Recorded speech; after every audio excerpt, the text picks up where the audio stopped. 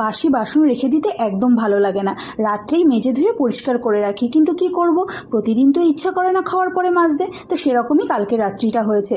আগের দিন রাত্রে খাওয়া দাওয়ার পরে একদম ইচ্ছা করছিল না বাসন মেজে রাখি।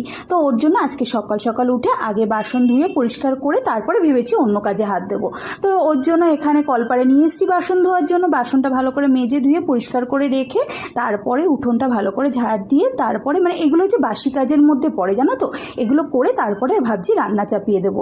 আর আজকে ভেবেছি একবারেই রান্না করে নেবো। যা গরম পড়ছে, এই গরমে জানো তো সকাল দুপুর আলাদা করতে ভীষণ কষ্ট হয়। তো আজকে রান্না করছি ওলের ডাঁটা। এটা হচ্ছে আমার একটা প্রিয় খাবারের মধ্যে পড়ে, আর খেতে ভীষণ টেস্টি হয়। এই গরমে তো দারুণ লাগে। রান্না করতে করতে হঠাৎ দেখছি হলুদ শেষ, তো হলুদ আনাই ছিল, যদিও এটা আমাদের নিজেদের দোকানেরই হলুদ। তো হলুদটা চট করে ঢেলে নিলাম। ঢালার পরে তো তোমাদের একটু দেখিয়ে দিই আজকে কি কি রান্না হচ্ছে। আজকে হচ্ছে সাদা ভাত, ওলের ডাঁটা, আর হচ্ছে পটল ভাপা, গন্ধরাজ লেবু,